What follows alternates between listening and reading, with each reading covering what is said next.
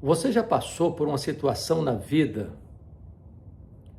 onde você se sentiu num beco sem saída, encurralado pelas circunstâncias medonhas, ameaçado de morte, sem ver uma janela de escape? Você já se encontrou num ambiente onde a hostilidade cresce, onde as vozes inimigas rosnam ao seu redor e parece que você não tem saída? Você já chegou a uma situação onde você diz para Deus e para você mesmo que você não sabe mais o que fazer? Pois bem, a Bíblia trata desta matéria. E eu quero remeter você ao texto de 2 Crônicas, capítulo 20. Porque ali temos um cenário com esse aspecto. O povo de Judá, a cidade de Jerusalém e o rei Josafá está ameaçado de uma invasão militar iminente, sem chance de reunir a tropa, armar uma estratégia para resistir àquela grande multidão que vinha contra eles. Era uma aliança, uma confederação de inimigos que se juntaram. Os edomitas, os moabitas e os amonitas já estavam acampados em Engedi, às margens do Mar Morto, prestes a subir o outeiro, a montanha, onde fica Jerusalém. Quando a notícia chega ao rei de que ele estava para ser atacado, diz a Bíblia que ele teve medo. O medo é um sentimento democrático. Ele atinge a todos nós. Sentimos medo também todas as vezes que nos sentimos ameaçados, inseguros, vulneráveis, quando a força do inimigo parece maior que a nossa.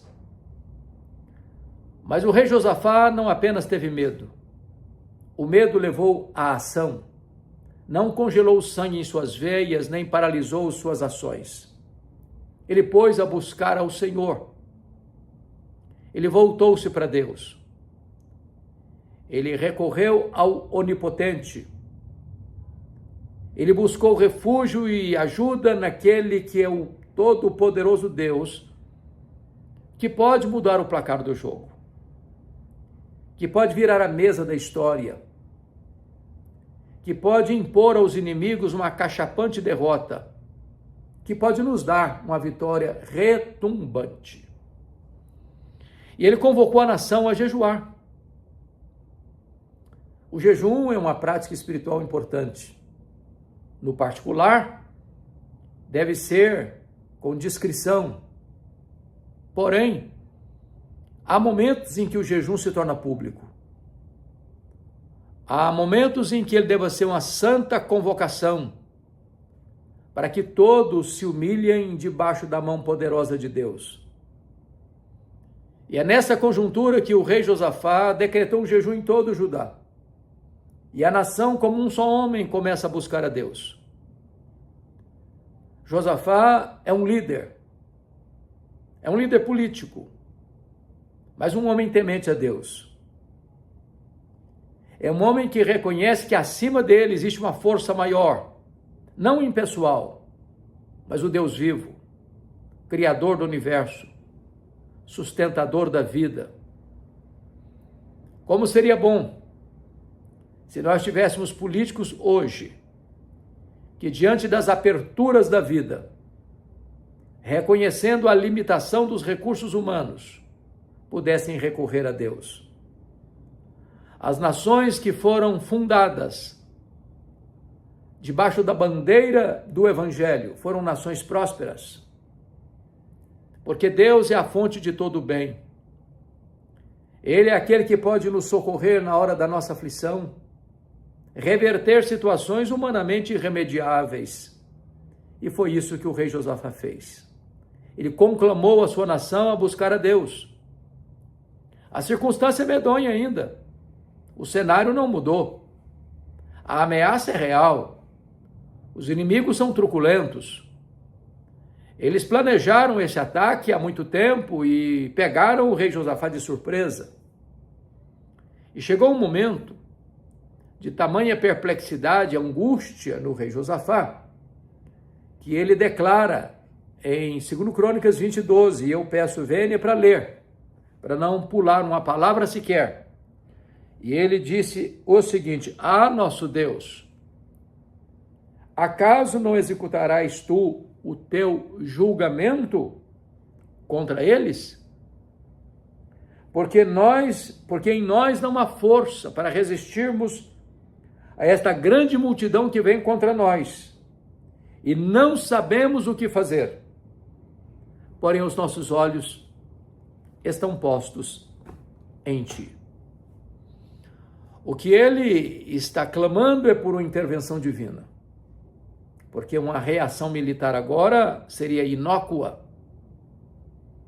O que ele requer é que Deus desembainhe a sua espada para agir com grande e forte força do seu braço onipotente.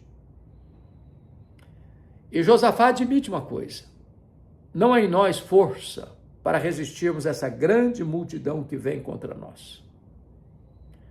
Há momentos em que nós entramos numa luta desigual. Não devemos entrar de cara limpa, fiados em nosso poder, em nossa força ou em nossas estratégias. O rei Josafá admite que ele não tem força, e ele também admite que não tem estratégia.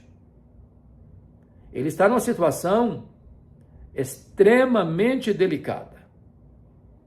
Porém, como um líder político e também como um homem de Deus, ele recorre àquele que é maior do que a força do inimigo. E ele pede para Deus executar o seu juízo. Mas admite, não há em nós forças, não há em nós estratégias, porém os nossos olhos estão postos em ti. Daí vem o tema da mensagem que estou aqui compartilhando com você. O que fazer quando não se sabe o que fazer? Alguém diria: bom, mas isso é um jogo de palavras. O que fazer quando não se sabe o que fazer? Se não se sabe o que fazer, não tem o que se fazer. Se não se sabe o que fazer, então qualquer escolha seria válida. Então não teria no gabarito uma alternativa correta, já que não se sabe o que fazer. Porém, o rei Josafá adequado e corretamente afirma: porém, os nossos olhos estão postos em ti. Quando as suas forças acabam, quando as suas estratégias entram em colapso, quando você não sabe mesmo o que fazer, você pode fazer algo: colocar os seus olhos em Deus. Porque Ele é aquele que é especialista em crises. É aquele que pode dar vista aos cegos, levantar o paralítico, fazer com que a mulher estéril seja alegre mãe de filhos. Este é aquele para quem não há fracasso irremediável, situação irreversível, doença incurável, vida irrecuperável.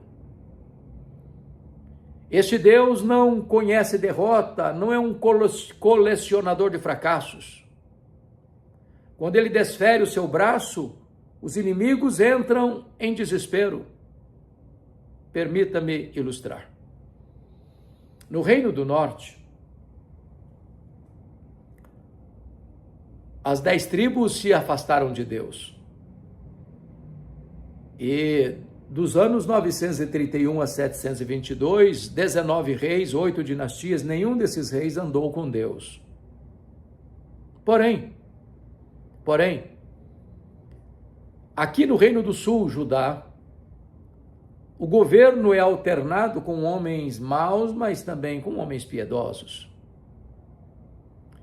E na época mais tarde do rei Ezequias, o poderoso império assírio que havia tomado Samaria e o poderoso exército assírio que havia destruído nações e reinos, o poderoso império assírio que havia desbancado os poderosos da época, agora cerca Jerusalém, entrincheira Jerusalém. E a Bíblia diz que há uma afronta, dizendo: nem Deus pode livrar você das minhas mãos, dizia Senaqueribe, o grande rei da Assíria.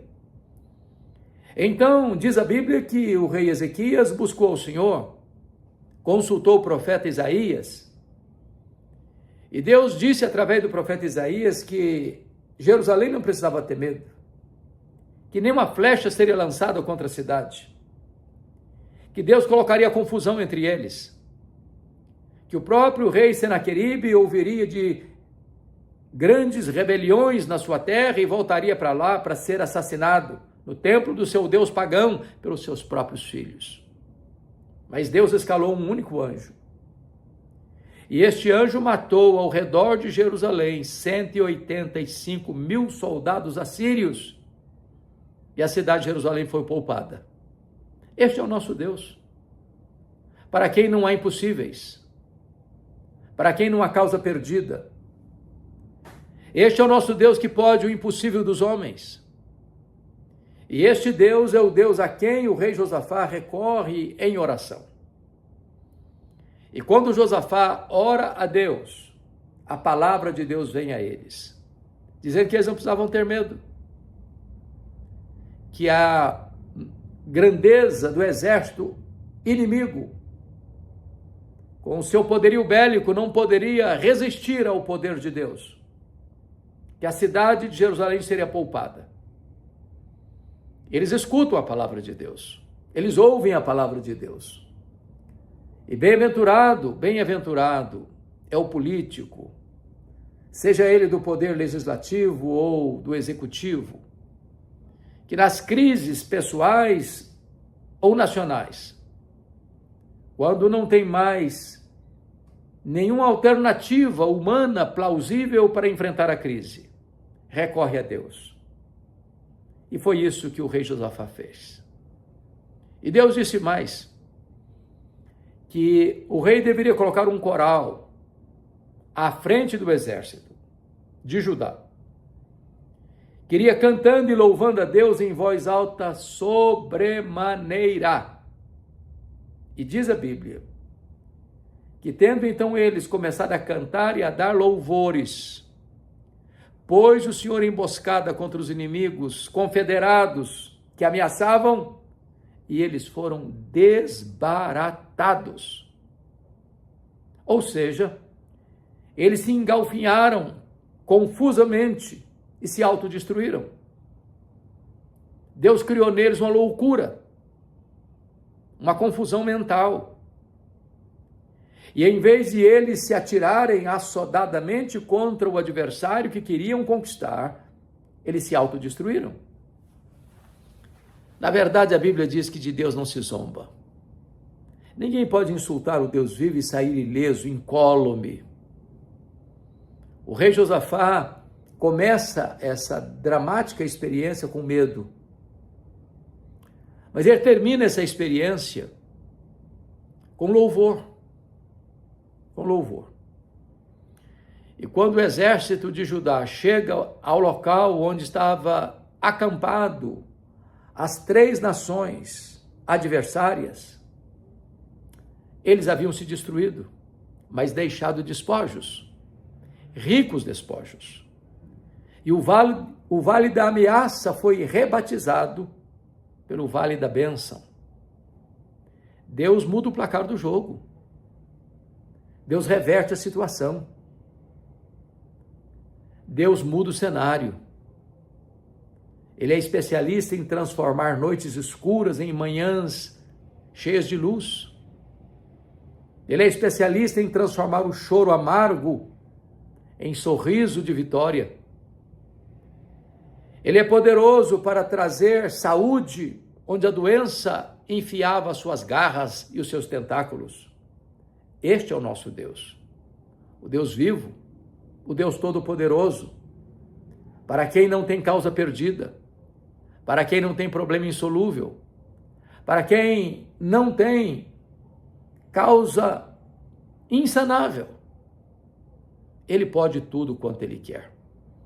Recordo-me agora de Marcos capítulo 1, de Lucas capítulo 5, onde aparece, conforme também Mateus 8, a história de um leproso. Lucas, que era médico, mais preciso no diagnóstico, diz que este homem estava todo coberto de lepra, no estágio mais avançado da sua doença, com seu corpo carcomido pelas chagas. Esse homem era uma carcaça humana, era uma ferida aberta. Suas cartilagens já estavam carcomidas, dilaceradas. Seu corpo apodrecia. E esse homem, marcado e sentenciado à morte, consegue furar o bloqueio do leprosário e aproximar-se de Jesus, prostrar-se aos seus pés e dizer: Senhor, se tu quiseres, tu podes purificar-me. A sua causa era perdida. A sua doença, além de incurável, era marcada pelo ostracismo. Mas ele reconhece, prostrado e adorando a Jesus, que Jesus tem todo o poder. De igual modo, ele se submete à soberania de Jesus. Se tu quiseres, tu podes. E diz a Bíblia que Jesus, profundamente compadecido dele, tocou-o. Mas é curioso isso, porque um leproso não pode ser tocado. Quando o puro tocava o puro ficava impuro. Mas aqui, o puro toca o impuro. E em vez do impuro tornar impuro o puro torna puro o impuro. E o milagre acontece. Aquele homem tem seu corpo restaurado, sua pele refeita, suas cartilagens reconstituídas, e um milagre exponencial ocorre. Porque quando você não sabe o que fazer, você pode recorrer a Jesus. Ele tem todo o poder, ele tem toda a autoridade nos céus e na terra. Diz a Bíblia que aquele homem ficou imediatamente curado, limpo. E Jesus ordena-o a ir ao sacerdote, para que o sacerdote pudesse liberá-lo, porque era a autoridade sanitária competente. Ali ele devia fazer o sacrifício exigido pela lei. E diz a Escritura que agora este homem pode voltar à sua casa, ao seu lar, à sua sinagoga, ao templo, às festas, ao trabalho, aos amigos. E diz a Escritura que o testemunho dele, desse homem curado, foi tal que Jesus não podia entrar mais publicamente nas cidades. E Jesus mostra com isso que não há causa tão difícil que ele não possa resolver. Não há problema tão complexo que ele não possa solucionar. E eu não sei quais são os problemas que afligem hoje a sua vida. Que você, à semelhança do rei Josafá, venha dizer: eu não sei o que fazer. Eu não tenho forças, eu não tenho estratégias, mas os meus olhos estão postos em ti. Quando você não sabe o que fazer, olhe para Deus, porque nele há saída. Ele tem solução. Ele cura o enfermo. Ele liberta o cativo. Ele salva o perdido.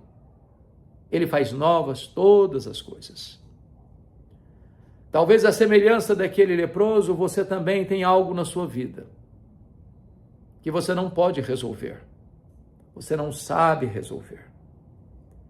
Talvez um problema que se arrasta há anos e anos, só se agrava. e você já bateu em todas as portas, e você já recorreu a todos os expedientes humanos, e só colhe decepção. Está na hora de você buscar a Jesus, se prostrar aos pés de Jesus, reconhecer a soberania de Jesus, submeter-se à vontade soberana de Jesus. Então, certamente, o Senhor há de tocar sua vida, ter compaixão de você e reverter o diagnóstico da sua vida, trazendo cura onde havia doença, trazendo paz onde havia guerra, trazendo luz onde havia escuridão, trazendo salvação onde havia perdição. Que esta mensagem encontre guarida no seu coração. Se você também está numa situação tão difícil que você não sabe o que fazer, busque a Deus, recorra a Jesus, e um tempo novo virá sobre a sua vida. Se esta mensagem abençoou o seu coração, compartilhe-a com outras pessoas. Se você ainda não está inscrito no meu canal, todos os dias aqui tem uma mensagem inédita e eu gostaria tanto que você recebesse diariamente uma mensagem de reflexão da palavra de Deus. Então, se inscreva aí e receba, portanto, as mensagens que Deus nos tem dado para serem compartilhadas. Que Deus abençoe sua vida, que Deus abençoe a sua família.